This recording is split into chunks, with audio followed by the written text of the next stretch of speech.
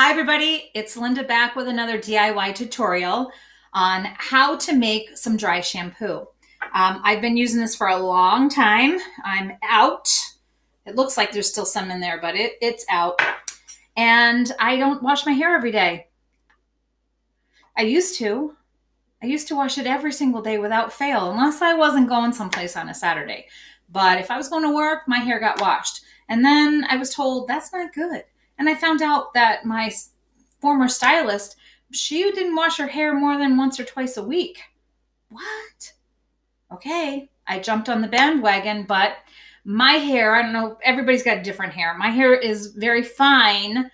And after a while, if I don't wash it day to day, it starts to look a little oily. It doesn't behave the right way. It looks dirty to me. So I use the dry shampoo, sprinkle it on, and rub it in vigorously, just like I'm shampooing my hair. Let it sit for a few minutes and then brush it out. And my hair is like fabulous afterwards. Sometimes I'll come downstairs afterwards and I'll use the hair dryer on it just to kind of give it some more volume. If it's a second day on the dry shampoo, I might use a curling iron, but I don't have to wash my hair every day. And that is a time saver, especially for me, because I am not a morning person. So I spend a few more minutes in bed instead of getting up to wash my hair because I don't have to. Anyway, this is really easy to make. And as I've told you before, you need to have a book to put your recipes in. And I've tabbed mine with different categories so I can find things easier. I've got one for beauty, one for personal products or health products, cleaners, outdoor products, things like that. So consulting my book, easy to make. I'm going to double this recipe today. It says 3/4 of a cup of cornstarch, 3 tablespoons baking soda, 6 drops cedarwood, 6 drops rosemary, and 3 drops tea tree. And then you add about 6 tablespoons of cocoa powder if you have darker hair. Now, my hair is not really dark, but for those of you who are brunette, you're going to want to use that cocoa powder to really offset the whiteness of everything else. So let's get started. Cornstarch first, and that's 3/4 of a cup, but I'm going to use 1.5 cups because I don't want to have to make it again real soon. So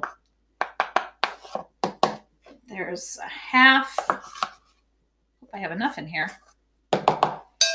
Might need the help of the spoon.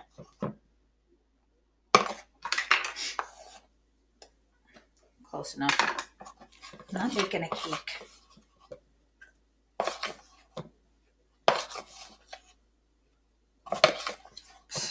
Powder everywhere.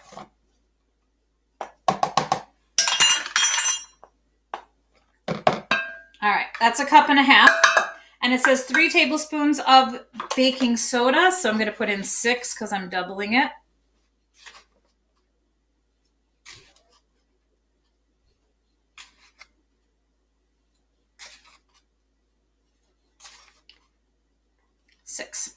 Okay. And then it just gets your essential oils. So it says 6 of cedarwood. Oh, goodness. I'm going to have to add that in later because I inadvertently picked up citronella, which would keep the bugs out of your hair, but I'm not going to use that one. So tea tree, 3 drops of tea tree. So I'm going to double that to 6. And when you put the drops into the powder, just move it around a little bit so they go various places, easier to mix. And then the rosemary, 6 drops. So I'm going to put 12. Rosemary is really good for the hair, as is tea tree and cedarwood. I have no idea how many drops I'm putting in here. I lost count because I'm talking. Good enough. Lavender is good. There's a ton of them that are good for hair support. So if you don't like the rosemary or tea tree or cedarwood, you could choose your own combination of oils. And then just mix it all in, combining the cornstarch and the baking soda. I'm making a mess here. It's powder everywhere.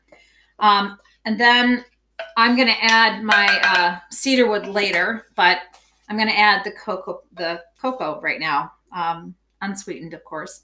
And no, your hair doesn't really smell like chocolate. I guess if somebody put their nose in your hair, they would smell a little bit of chocolate, but you don't like go around smelling like chocolate. The smell goes away. It gets absorbed by the oils. So 6 tablespoons. I'm not measuring this one because what I like to do is just kind of look at the color of it afterwards to see, you know, is it close or does it need to be a little darker? Obviously, the color of the cocoa is as dark as you can get, but you just wanted something to take the whiteness out. Otherwise, you look like you have gray hair, and that's hard to brush out.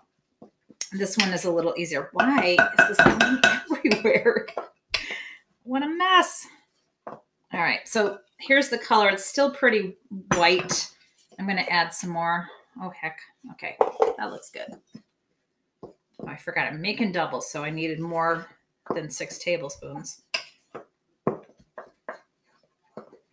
Okay, now that's about it. You want to, I'm going to use a whisk on it a little bit too, because you want to break it up so that you don't have any chunks of baking soda in there, that you have more of a smooth powder. That's just going to make it come out of the container easier and not just clump in your hair. You want it to be fine. There we go. So that's about, I don't know if you can see a true color here with the lights on, but that's about as good as it gets. And then I've got this 8-ounce mason jar that I put it into because I found this really cool cap at the store. So it turns and closes. It's got a fine grate there, and then it's got a larger grate opening here, which is what I use to get that out. These, I don't know the brand of these.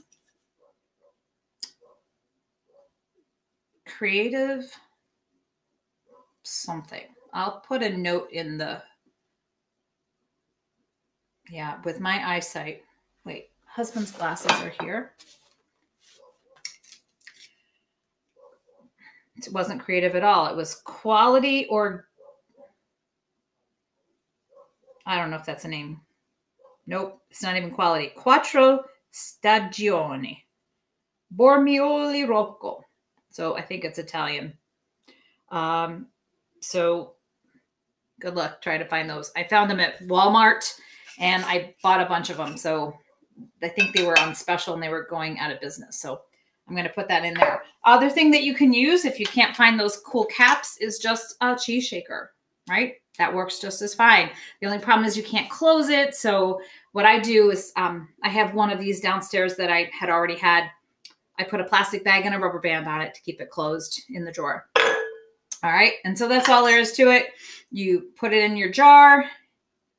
That one's darker than this one. I'm going to add more cocoa.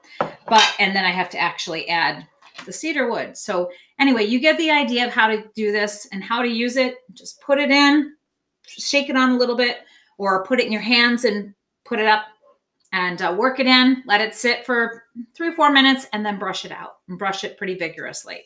And your hair will come back to life. So I hope you enjoyed that. And I hope you're enjoying this series on DIY tutorials. Have a great day, everybody.